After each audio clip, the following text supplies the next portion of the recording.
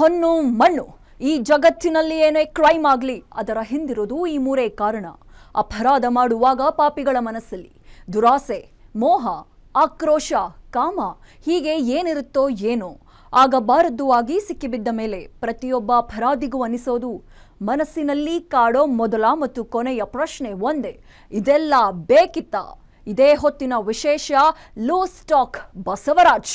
ನಾನು ಕೀರ್ತಿಶ್ರೀ.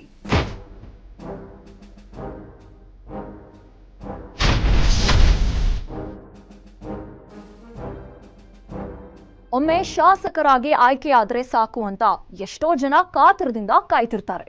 ಆದರೆ ಜನ ಶಾಸಕರಾಗಿ ಆಯ್ಕೆ ಮಾಡಿದ ಬಳಿಕ ಅದನ್ನ ಸರಿಯಾಗಿ ಉಪಯೋಗಿಸಿಕೊಂಡಿದ್ರೆ ಜನ ಮತ್ತೊಮ್ಮೆ ಆಶೀರ್ವಾದ ಮಾಡ್ತಾರೆ. ಹೀಗೆ ಒಂದು ಬಾರಿ ಶಾಸಕರಾಗಿ ಆಯ್ಕೆಯಾಗಿರೋ ಒಬ್ಬ ಶಾಸಕ ಮಾತ್ರ ಅಧಿಕಾರ ಶಾಶ್ವತ ಅನ್ನೋ ರೀತಿ ವರ್ತನೆ ಮಾಡ್ತಿದ್ದಾರೆ. ಯಾರು ಆ ಶಾಸಕರು? ದಿನ ಬೆಳಗಾದ್ರೆ ಸುದ್ದಿ ಆಗೋದ್ಯಾಕೆ ಅಂತ ತೋರಿಸ್ತೀವಿ ನೋಡಿ.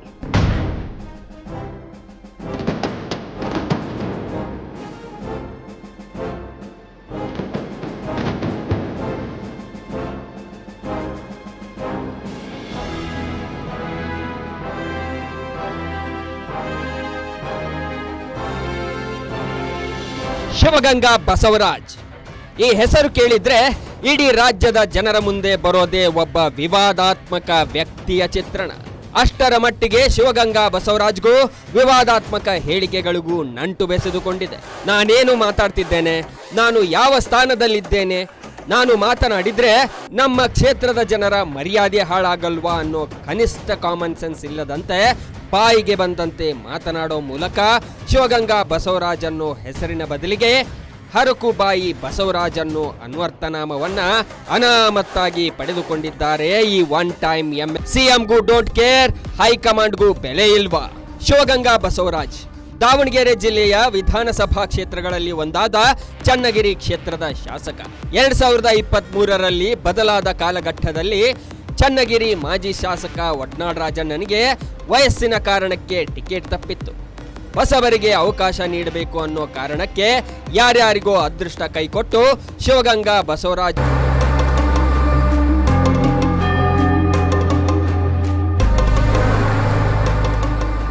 ಕಾಂಗ್ರೆಸ್ ಟಿಕೆಟ್ ಸಿಕ್ಕಷ್ಟೇ ವೇಗದಲ್ಲಿ ಶಿವಗಂಗಾ ಬಸವರಾಜ್ ಎಂಎಲ್ಎ ಕೂಡ ಆಗಿ ಹೋದ್ರು. ಅಲ್ಲಿಂದ ಶುರುವಾಯ್ತು ನೋಡಿ ಈ ಒನ್ ಟೈಮ್ ಎಂಎಲ್ಎ ರಂಪಾಟ. ಏತ ಬಾಯ್ ಬಿಟ್ರೆ ಅಲ್ಲೊಂದು ವಿವಾದ ಸೃಷ್ಟಿಯಾಗುತ್ತೆ. ಅಷ್ಟರ ಮಟ್ಟಿಗೆ ಲಂಗುಲಗಾಮಿಲ್ಲದೆ ತಮ್ಮ ನಾಲಿಗೆ ಹರಿಬಿಡೋ ಮೂಲಕ ರಾಜ್ಯದಲ್ಲಿ ಫೇಮಸ್ ಆಗಿದ್ದಾರೆ ಶಿವಗಂಗಾ ಬಸವರಾಜ್. ಇವರ ಬಾಯಿಂದ ಉದುರು ಅಣಿಮುತ್ತುಗಳನ್ನ ಕೇಳಿಸಿಕೊಂಡವರು ಈ ಕಣ್ಣಲ್ಲಿ ಇನ್ನು ಏನೇನು ನೋಡ್ಬೇಕು ಅಂತ ಕಣ್ಣು ಬಿಟ್ಟು ನೋಡುವಂತಾಗಿದೆ. ಸಿಎಂ ಹೇಳಿದ್ರು ಬಾಯಿಗೆ ಬೀಗ ಬೀಳ್ತಿಲ್ಲ, ಹೈಕಮಾಂಡ್ ಹೇಳಿದ್ರು ಮಾತನಾಡೋದನ್ನ ನಿಲ್ಲಿಸುತ್ತಿಲ್ಲ.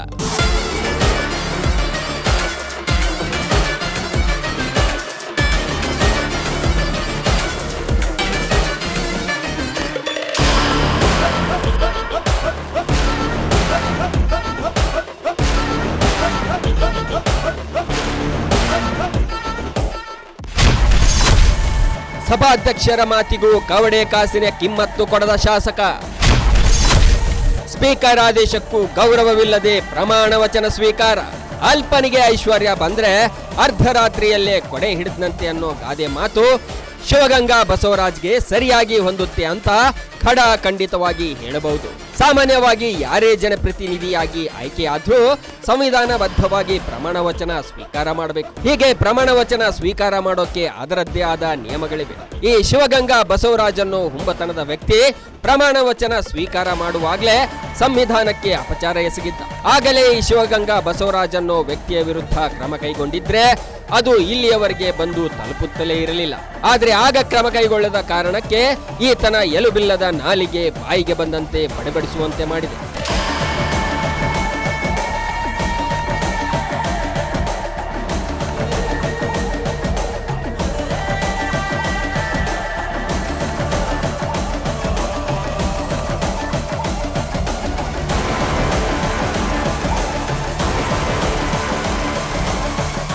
ಸಾಮಾನ್ಯವಾಗಿ ಯಾರೇ ಸಂಸದರಾಗಿ ಶಾಸಕರಾಗಿ ಪ್ರಮಾಣ ವಚನ ಸ್ವೀಕಾರದ ವೇಳೆ ಯಾವುದೇ ಕಾರಣಕ್ಕೂ ಜೀವಂತ ವ್ಯಕ್ತಿಯ ಹೆಸರಲ್ಲಿ ಪ್ರಮಾಣ ವಚನ ಸ್ವೀಕಾರ ಮಾಡುವಂತಿಲ್ಲ. 2023ರ ಕರ್ನಾಟಕ ವಿಧಾನಸಭೆ ಚುನಾವಣೆಯಲ್ಲಿ ಹಲವಾರು ಹೊಸ ಮುಖಗಳು ಆರಿಸಿ ಬಂದಿತ್ತು. ಇದು ಒಳ್ಳೆಯ ಬೆಳವಣಿಗೆ. ಸದನದಲ್ಲಿ 20% ಹೊಸ ಮುಖಗಳಿದ್ದಾವೆ. ಇವರಲ್ಲಿ ಶಿವಗಂಗಾ ಬಸವರಾಜ್ ಕೂಡ ಒಬ್ಬರು. ಶಿವಗಂಗಾ ಬಸವರಾಜ್ಗೂ ಮುನ್ನ ಕೆಲವು ಹೊಸಬರು ಪ್ರಮಾಣ ವಚನ ಸ್ವೀಕಾರದ ವೇಳೆ ಜೀವಂತ ವ್ಯಕ್ತಿಗಳ ಹೆಸರಲ್ಲಿ ಪ್ರಮಾಣ ವಚನ ಸ್ವೀಕರಿಸಿದ್ರು. ಈ ವೇಳೆ ಸ್ಪೀಕರ್ ಆಗಿ ಪ್ರಮಾಣ ಬೋಧಿಸುತ್ತಿದ್ದ ಹಿರಿಯ ಶಾಸಕ RV ದೇಶಪಾಂಡೆ ಈ ರೀತಿ ಮಾಡದಂತೆ ಎಚ್ಚರಿಕೆ ನೀಡಿದ್ರು. ಆದ್ರೆ ಈ ಶಿವಗಂಗಾ ಬಸವರಾಜ್ ಅನ್ನೋ ವ್ಯಕ್ತಿ ಸ್ಪೀಕರ್ ಮಾತಿಗೂ ಕವಡೆ ಕಾಸಿನ ಕಿಮ್ಮತ್ತು ನೀಡದೆ DK ಶಿವಕುಮಾರ್ ಹೆಸರಲ್ಲಿ ಪ್ರಮಾಣ ವಚನ ಸ್ವೀಕರಿಸಿ ಹುಂಬುತನ ಮೆರೆದಿದ್ದ.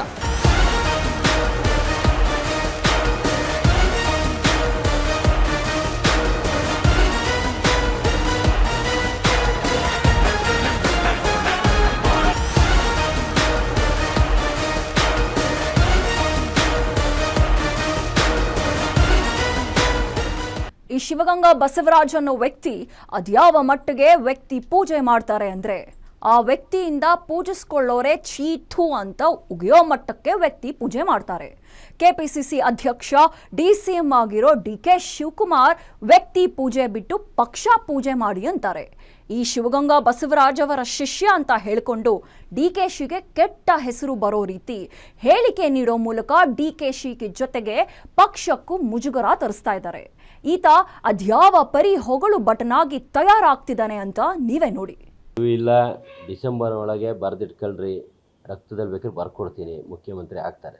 ಇದಂತೂ ಡಿಸೆಂಬರ್ ಒಳಗೆ ಆಗ್ತಾರೆ, ರಕ್ತದಲ್ಲಿ ಬರ್ಕೊಡ್ತೀನಿ, ಆಗ್ತಾರೆ, ಬರೆದಿಟ್ಕೊಳ್ರಿ. ನಾವು ಕಷ್ಟಪಟ್ಟಿದ್ದೀವಿ, ಕೆಲಸ ಮಾಡಿದ್ದೀವಿ. ನಿಮಗೆ ಮುಂಚಿಂದನೂ ಹೇಳ್ತಾ ಇದ್ದೀನಿ, 0 ಇದ್ದಂಥ ನಮ್ಮ ಲೋಕಸಭೆನ 9 ಸ್ಥಾನಕ್ಕೆ ತಂದಿದ್ದೀವಿ. 86 ಇದ್ದಂಥ ವಿಧಾನಸಭೆನ 140ಕ್ಕೆ ತಂದಿದ್ದೀವಿ. ಇತಿಹಾಸ ಸೃಷ್ಟಿ ಮಾಡಿದ್ದೀವಿ, ಸಂಘಟನೆ ಮಾಡಿದ್ದಾರೆ, ದುಡ್ಡು ಖರ್ಚು ಮಾಡಿದ್ದಾರೆ, ಎಲ್ಲ ರೀತಿಯಿಂದನೂ ಪಕ್ಷಕ್ಕೋಸ್ಕರ ತ್ಯಾಗ ಮಾಡಿದ್ದಾರೆ, ಸಮಾಧಾನವಾಗಿದ್ದಾರೆ. ಅದನ್ನೆಲ್ಲ ನೀವು ವೀಕ್ನೆಸ್ ಅನ್ಕೋಬೇಡಿ. ಹೈಕಮಾಂಡ್ ಅವರೆಲ್ಲ ಮಾಡೋಂಥ ಕೆಲಸ ಕಾರ್ಯಗಳು ನೋಡ್ತಾ ಇದೆ. 100ಕ್ಕೆ 100 ಡಿಸೆಂಬರ್ ಒಳಗೆ ಮುಖ್ಯಮಂತ್ರಿ ಆಗ್ತಾರೆ. ನೀವು ಬರೆದಿಟ್ಕೊಳ್ರಿ, ನಾವು ಬೇಕು ಅಂದರೆ ಇವತ್ತು ರಕ್ತದಲ್ಲಿ ಬರ್ಕೊಡ್ತೀವಿ. ಯಾವಾಗಲೂ ಅವ್ರ ಜೊತೆಗೆ ಇರ್ತೀವಿ. ಅವ್ರು ಎಲ್ಲಿರ್ತಾರೆ ಅಲ್ಲಿ ನಾವು, ಅವ್ರು ಹೆಂಗೆ ಯಾವ ನಿರ್ಧಾರ ತಗೊಂತ ಆ ನಿರ್ಧಾರಕ್ಕೆ ಬದ್ಧ. ಅವ್ರಿಗೆ ನ್ಯಾಯ ಕೊಡಲಿಲ್ಲ ಅಂದರೆ ನಾವೆಲ್ಲ ಕಾಂಗ್ರೆಸ್ ಪಕ್ಷದಲ್ಲಿದ್ದು ವೇಸ್ಟು. ಯಾಕೆಂದರೆ ಅವರ ಒಂದು ಸಿದ್ಧಾಂತ, ಅವರ ಒಂದು ಸಂಘಟನೆ, ಅವರೊಂದು ಪರಿಶ್ರಮದಿಂದ ಇವತ್ತೆಲ್ಲ ನಾವು ಹೊಸ್ದಾಗಿ ಆಯ್ಕೆಯಾಗಿದ್ದೀವಿ. ಏನೊಂದು 75-80 ಜನ ಇದ್ದೀವಿ ಹೊಸ್ದಾಗಿ ಆಯ್ಕೆಯಾಗಿರೋರು. ಅವ್ರ ಪರಿಶ್ರಮ ಇದೆ, ಅವ್ರ ಅವಶ್ಯಕತೆ ಇದೆ. ಪಾರ್ಟಿ ಮಾಡೇ ಮಾಡುತ್ತೆ, ಅಚಲವಾದ ನಂಬಿಕೆ ಇದೆ. ಡಿಸೆಂಬರ್ ಒಳಗೆ ಮುಖ್ಯಮಂತ್ರಿ ಆಗ್ತಾರೆ. ಕೇಳಿಸಿಕೊಂಡ್ರಲ್ಲ ಶಿವಗಂಗಾ ಬಸವರಾಜ್ ಅನ್ನೋ ವ್ಯಕ್ತಿಯ ಮಾತುಗಳನ್ನ. ರಕ್ತದಲ್ಲಿ ಬರೆದು ಕೊಡ್ತೀನಿ, DK ಶಿವಕುಮಾರ್ ಡಿಸೆಂಬರ್ ಒಳಗೆ CM ಆಗೋದು ಫಿಕ್ಸ್ ಅಂತ ಹೇಳ್ತಿದ್ದಾನೆ. ನಂತರ ನೀವೇ ದಂಗು ಬಡಿದು ಹೋದ್ರಲ್ವಾ ಅಂತ ಮಾಧ್ಯಮದವರನ್ನೇ ಪ್ರಶ್ನಿಸಿದ್ದಾನೆ. ಅಲ್ಲ ಸ್ವಾಮಿ, DK ಶಿವಕುಮಾರ್ ಡಿಸೆಂಬರ್ಗೆ CM ಆಗ್ತಾರೋ ಬಿಡ್ತಾರೋ, ಇಲ್ಲ CM ಆಗೋದೇ ಇಲ್ವೋ, ಅದು ಮಾಧ್ಯಮಗಳಿಗೆ ಮುಖ್ಯವೇ ಅನ್ನೋ ಕನಿಷ್ಠ ಸಾಮಾನ್ಯ ಜ್ಞಾನ ಇಲ್ಲದವರಂತೆ ಮಾತಾಡ್ತೀರಲ್ವಾ? ನಿಮಗೇನಾದ್ರೂ ಮೈ ಮೇಲೆ ಪ್ರಜ್ಞೆ ಇದೆಯೋ ಇಲ್ವೋ ಅಂತ ಅನುಮಾನ ಬಂದ್ರೆ ಅದಕ್ಕೆ ನೀವು ಕಾರಣವೋ ಜನ ಕಾರಣವೋ ಅಂತ ನೀವೇ ಯೋಚನೆ ಮಾಡಿ.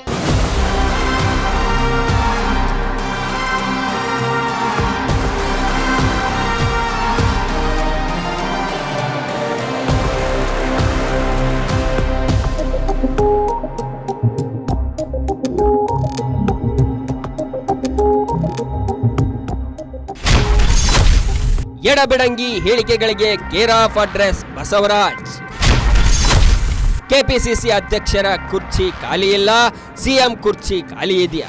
ಚನ್ನಗಿರಿ ಕ್ಷೇತ್ರದಲ್ಲಿ ಅಚಾನಕ್ ಆಗಿ ಟಿಕೆಟ್ ಸಿಕ್ಕು ಅಳಕ್ ಪುಳಕ್ ಅಂತ ಗೆದ್ದಿರೋ ಶಿವಗಂಗಾ ಬಸವರಾಜ್ ಎಡಬಿಡಂಗಿ ಹೇಳಿಕೆಗಳಿಗೆ ಕೇರ್ ಆಫ್ ಅಡ್ರೆಸ್ ಆಗಿಬಿಟ್ಟಿದ್ದಾರೆ. DKಶಿ CM ಆಗ್ತಾರೆ ಅಂತ ಪುಂಗೋ ಈ ಶಾಸಕ ಕೆಪಿಸಿಸಿ ಅಧ್ಯಕ್ಷರು ಬದಲಾಗ್ತಾರಾ ಅಂತ ಪ್ರಶ್ನೆ ಕೇಳಿದ್ರೆ ಪ್ಲೇಟ್ ಚೇಂಜ್ ಮಾಡ್ತಾರೆ. ಕೆಪಿಸಿಸಿ ಅಧ್ಯಕ್ಷರ ಕುರ್ಚಿ ಖಾಲಿ ಇಲ್ಲ, ಕುರ್ಚಿ ಖಾಲಿ ಆದಾಗ ಹೊಸಬರ ಪ್ರಶ್ನೆ ಬರುತ್ತೆ ಅಂತ ಹೇಳೋ ಈ ವಯ್ಯ ರಾಜ್ಯದಲ್ಲಿ CM ಕುರ್ಚಿ ಖಾಲಿ ಇದೆ ಅನ್ನೋ ರೀತಿ ಮಾತನಾಡ್ತಾರೆ. ಇಷ್ಟಕ್ಕೂ ಕೆಪಿಸಿಸಿ ಅಧ್ಯಕ್ಷರ ಬದಲಾವಣೆ ಕುರಿತು ಅವರೇನು ಹೇಳಿದ್ದಾರೆ ಅಂತ ನೀವೇ ನೋಡಿ. ಈಗ ಕೆಪಿಸಿಸಿ ಅಧ್ಯಕ್ಷ ತನ ಖಾಲಿ ಇಲ್ಲ, ಖಾಲಿ ಇದ್ದಾಗ ಮಾತಾಡೋಣ ವಿಷಯ. ಫುಲ್ ಇದೆ ಅಲ್ಲ, ಖಾಲಿ ಇಲ್ಲ ಅನ್ನಲ್ಲ, ಖಾಲಿ ಆದಾಗ ಅದ್ರ ಹೆಸರು ಬರ್ತದೆ. ಅವಾಗ ಜಾರಕಿಹೊಳಿ ಸಾಹೇಬ್ರು ಆಗ್ಬೋದು, ನಾನು ಆಗ್ಬೋದು, ಬಸವಂತಣ್ಣಗೂ ಅರ್ಹತೆ ಇದೆ, ಅವರು ಆಗ್ಬೋದು. ಕುರ್ಚಿ ಖಾಲಿ ಆದ್ಮೇಲೆ ಯಾರು ಆಗ್ತಾರೆ ಅಂತ ತಾವು ಕಾದ್ ನೋಡೋಣ. ಒಂದ್ಸರಿ ಹೇಳ್ಬಿಟ್ಟಿದೀನಿ, ಆಗ್ಲೆಲ್ಲ ಅದು ರಿಪೀಟ್ ಮಾಡೋದು ಬೇಡ. ಡಿಸೆಂಬರ್ ಆದಾಗ ಏನಾರು ಆಗ್ಲಿಲ್ಲ ಅಂದ್ರೆ ಬಂದ್ ಕಾಣ್ರಿ, ಉತ್ತರ ಕೊಡ್ತೀನಿ.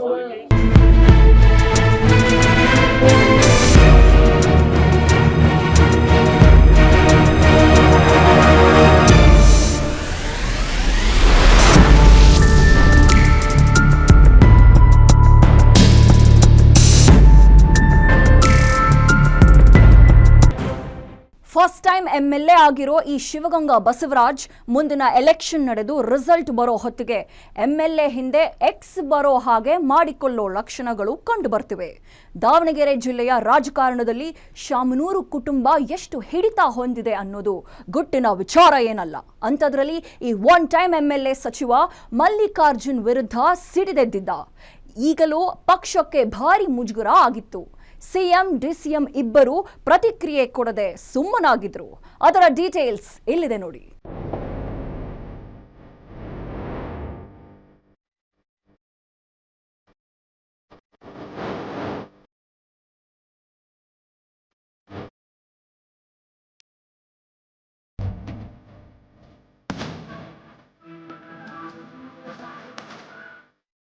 ಅದೃಷ್ಟ ಒಂದು ಬಾರಿ ಬಾಗಿಲು ಬಡಿಯುತ್ತೆ, ದುರಾದೃಷ್ಟ ಬಾಗಿಲು ತೆರೆಯುವವರೆಗೂ ಬಡಿಯುತ್ತಲೇ ಇರುತ್ತಂತೆ. 2023ರಲ್ಲಿ ಶಿವಗಂಗಾ ಬಸವರಾಜ್ ಅದೃಷ್ಟ ಚೆನ್ನಾಗಿತ್ತು. ಚನ್ನಗಿರಿ ಕ್ಷೇತ್ರದ ಟಿಕೆಟ್ ಜೊತೆಗೆ ಜಯ ಕೂಡ ಒಲಿದು ಬಂದಿತ್ತು. ಅಲ್ಲಿಗೆ ಅದೃಷ್ಟ ಲಕ್ಷ್ಮಿ ಶಿವಗಂಗಾ ಬಸವರಾಜ್ ಕೈ ಬಿಟ್ಟಂತೆ ಕಾಣ್ತಿದೆ. ಒಂದು ಬಾರಿ ಕೈ ಹಿಡಿದಿದ್ದ ಅದೃಷ್ಟ ಕೈಕೊಟ್ಟು ದುರಾದೃಷ್ಟ ಮನೆ ಬಾಗಿಲಿಗೆ ಬಂದಿರೋ ಹಾಗಿದೆ. ಕೇಡುಗಾಲಕ್ಕೆ ನಾಯಿ ಮೊಟ್ಟೆ ಇಡುತ್ತೆ ಅನ್ನೋ ರೀತಿ ಶಿವಗಂಗಾ ಬಸವರಾಜ್ ವರ್ತನೆಯಲ್ಲಿ ಭಾರಿ ಬದಲಾವಣೆ ಆಗಿದೆ.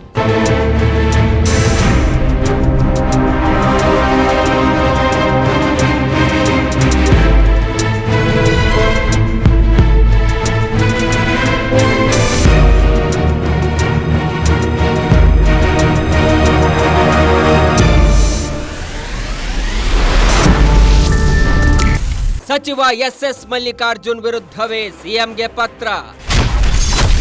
ಶಾಮನೂರು ಕುಟುಂಬದ ವಿರುದ್ಧವೇ ಸಿಡಿದಿದ್ದ ಶಾಸಕ. ಶಾಮನೂರು ಶಿವಶಂಕರಪ್ಪ ಹಲವು ದಶಕಗಳ ಕಾಲ ಕಾಂಗ್ರೆಸ್ ಖಜಾಂಚಿಯಾಗಿದ್ರು. ಅದರಲ್ಲೂ ದಾವಣಗೆರೆ ಭಾಗದಲ್ಲಿ ಶಾಮನೂರು ಶಿವಶಂಕರಪ್ಪ ಕುಟುಂಬ ತನ್ನದೇ ಆದ ಹಿಡಿತ ಹೊಂದಿದೆ. ಶಾಮನೂರು ಶಿವಶಂಕರಪ್ಪ ಮಗ SS ಮಲ್ಲಿಕಾರ್ಜುನ್ ಪ್ರಸ್ತುತ ಕಾಂಗ್ರೆಸ್ ಸರ್ಕಾರದಲ್ಲಿ ಸಚಿವರಾಗಿದ್ದಾರೆ. ಅಲ್ಲದೆ ದಾವಣಗೆರೆ ಜಿಲ್ಲಾ ಉಸ್ತುವಾರಿ ಸಚಿವರು ಕೂಡ ಆಗಿದ್ದಾರೆ. ಅಂತ ಮಲ್ಲಿಕಾರ್ಜುನ್ ವಿರುದ್ಧವೇ ಶಿವಗಂಗಾ ಬಸವರಾಜ್ ಸಿಡಿದೆದ್ದಿದ್ದು. ಜಿಲ್ಲೆಯಲ್ಲಿ ಬಿಜೆಪಿ ಜೊತೆ ಹೊಂದಾಣಿಕೆ ರಾಜಕಾರಣ ಮಾಡ್ತಿದ್ದಾರೆ ಅಂತ ಆರೋಪಿಸಿ ಪತ್ರ ಕೂಡ ಬರೆದಿದ್ರು. ಇದು ದೊಡ್ಡ ವಿವಾದಕ್ಕೆ ಕಾರಣವಾಗಿತ್ತು. ಅಲ್ಲದೆ ಪಕ್ಷಕ್ಕೆ ಭಾರಿ ಡ್ಯಾಮೇಜ್ ಆಗಿತ್ತು. ಈ ಕುರಿತು ಸಿಎಂ ಡಿಸಿಎಂ ಮೌನಕ್ಕೆ ಜಾರೋ ಮೂಲಕ ಡ್ಯಾಮೇಜ್ ಕಂಟ್ರೋಲ್ಗೆ ಮುಂದಾಗಿದ್ರು.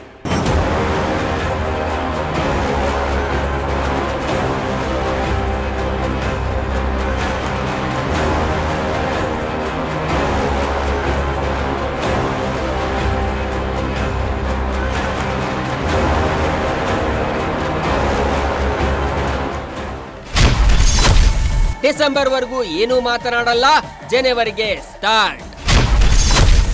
ಹೈಕಮಾಂಡ್ ಸೂಚಿಸಿದ್ರು ಸಿಎಂ ಪಟ್ಟದ ಕುರಿತು ಮಾತು. ಶಿವಗಂಗಾ ಬಸವರಾಜ್ ತಾನೇನು ಮಾತನಾಡ್ತಿದ್ದೇನೆ ಅನ್ನೋದೇ ಗೊತ್ತಿಲ್ಲದಂತೆ ಮಾತಾಡ್ತಾರೆ ಅನ್ನೋದಕ್ಕೆ ಬೆಸ್ಟ್ ಎಕ್ಸಾಂಪಲ್ ನಾವು ಕೊಡ್ತೀವಿ. ಯಾವುದೇ ಕಾರಣಕ್ಕೂ ಸಿಎಂ ಬದಲಾವಣೆ ಬಗ್ಗೆ ಯಾರು ಮಾತನಾಡಬಾರದು ಅಂತ ಕಾಂಗ್ರೆಸ್ ಹೈಕಮಾಂಡ್ ಖಡಕ್ ಆಗಿ ಹೇಳಿದೆ. ಆದ್ರೆ ಶಿವಗಂಗಾ ಬಸವರಾಜ್ ಮಾತ್ರ ಅದಕ್ಕೆ ನಯಾ ಪೈಸೆ ಬೆಲೆ ಕೊಟ್ಟಿಲ್ಲ. ಓತಪ್ರೋತವಾಗಿ ಮಾತನಾಡೋ ವೇಳೆ ಏನೇನೋ ಹೇಳ್ತಿದ್ದಾರೆ. ಇವರ ಮಾತನ್ನು ಕೇಳಿದ್ರೆ ಈತ ರಾಜಕೀಯ ನಾಯಕನೋ ಇಲ್ಲ ಕಾಮಿಡಿಯನ್ನೋ ಅನ್ನೋ ಡೌಟ್ ಬರುತ್ತೆ. ಡಿಸೆಂಬರ್ ಹೊತ್ತಿಗೆ DK ಶಿವಕುಮಾರ್ ಸಿಎಂ ಆಗ್ತಾರೆ ಅಂತ ಹೇಳಿದ ಬಸವರಾಜ್ ಒಂದೇ ಒಂದು ಸೆಕೆಂಡ್ ನಲ್ಲಿ ಎಷ್ಟು ಡಿಸೆಂಬರ್ಗಳು ಬರುತ್ತವೆ ಅಷ್ಟರೊಳಗೆ ಸಿಎಂ ಆಗ್ತಾರೆ ಅಂತ ಹೇಳೋ ಮೂಲಕ ಜಾರಿ ಬೀಳೋಕೆ ಕಾಯ್ತಿರೋರ ಎದುರು ಎಡವಿ ಬೀಳುವಂತ ಎಡವಟ್ಟು ಕೆಲಸ ಮಾಡಿಕೊಂಡಿದ್ದಾರೆ. 5 ವರ್ಷ ಡಿಸೆಂಬರ್ ಇದೆ ಅಲ್ಲ, ನೀವು ಹೇಳ್ತೀರಿ ಡಿಸೆಂಬರ್ ಹೇಳಿದ್ರೆ ಅಲ್ಲಿವರೆಗೂ ಮಾತಾಡೋದು ಆ ವಿಷಯ. ಜನವರಿಯಿಂದ ಮತ್ತೆ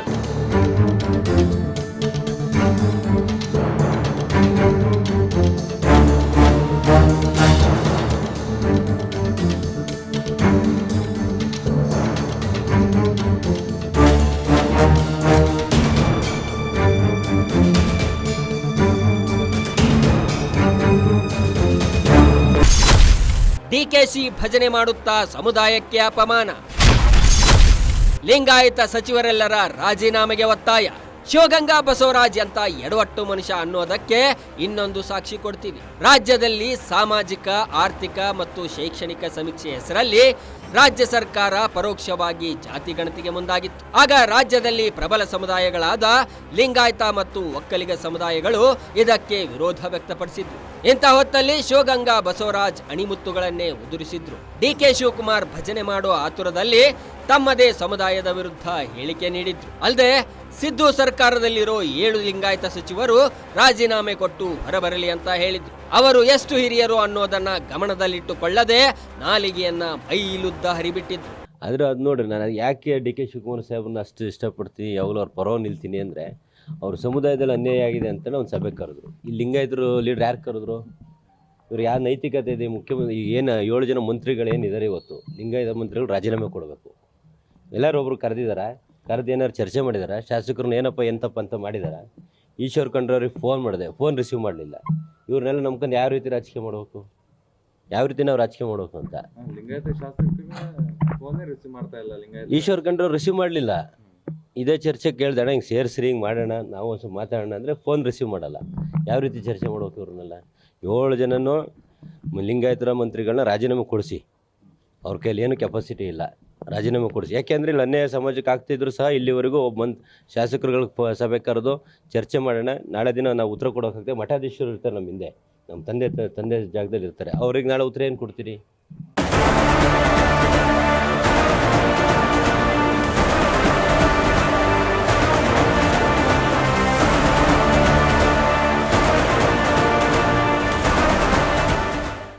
ಡಿಸಿಎಂ ಡಿಕೆ ಶಿವಕುಮಾರ್ ಕೆಪಿಸಿಸಿ ಅಧ್ಯಕ್ಷರಾಗಿ ಪಕ್ಷವನ್ನ ಅಧಿಕಾರಕ್ಕೆ ತರಲು ಪಟ್ಟ ಶ್ರಮದ ಕುರಿತು ಯಾರು ತುಟಿಕ್ ಪಿಟಿಕ್ ಅನ್ನಲ್ಲ. ಅವರ ಕೆಪಾಸಿಟಿ ಏನು ಅನ್ನೋದು ಎಲ್ಲರಿಗೂ ಗೊತ್ತು.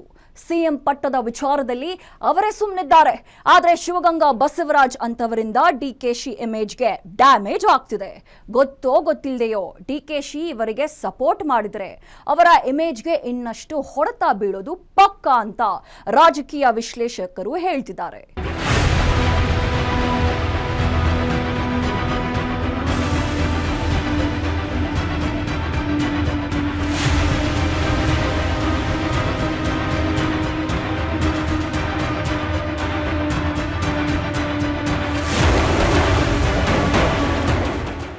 ಚನ್ನಗಿರಿ ಕ್ಷೇತ್ರ ಅಂದ್ರೆ ಎಲ್ಲರಿಗೂ ನೆನಪಿಗೆ ಬರೋದು ಜಯದೇವಪ್ಪ ಹಾಲಪ್ಪ ಪಟೇಲ್ ಅಥವಾ ಜೆಎಚ್ ಪಟೇಲ್. ಇವರು ರಾಜ್ಯದ ಮುಖ್ಯಮಂತ್ರಿಯಾಗಿದ್ದರು. ಅವರು ಸಿಎಂ ಆಗಿದ್ದಾಗ ಸರಿಯಾಗಿ ಅಧಿಕಾರ ನಡೆಸಿಲ್ಲ ಅನ್ನೋ ಕಾರಣಕ್ಕೆ ಚನ್ನಗಿರಿ ಜನ ಅವರಿಗೆ ಗೇಟ್ ಪಾಸ್ ನೀಡಿದ್ರು. ಜೆಎಚ್ ಪಟೇಲ್ ಎದುರು ಸ್ಪರ್ಧಿಸಿದ್ದ ವಡ್ನಾಡ್ ರಾಜಣ್ಣರನ್ನ ಗೆಲ್ಲಿಸಿದ್ರು. ಹೀಗೆ ಘಟಾನುಘಟಿ ನಾಯಕರನ್ನ ಗೆಲ್ಲಿಸಿದ ಕ್ಷೇತ್ರವನ್ನ ತಾನು ಪ್ರತಿನಿಧಿಸುತ್ತಿದ್ದೇನೆ ಅನ್ನೋದು ಗೊತ್ತಾಗದಂತೆ ಶಿವಗಂಗಾ ಬಸವರಾಜ್ ವರ್ತನೆ ಮಾಡ್ತಿದ್ದಾರೆ.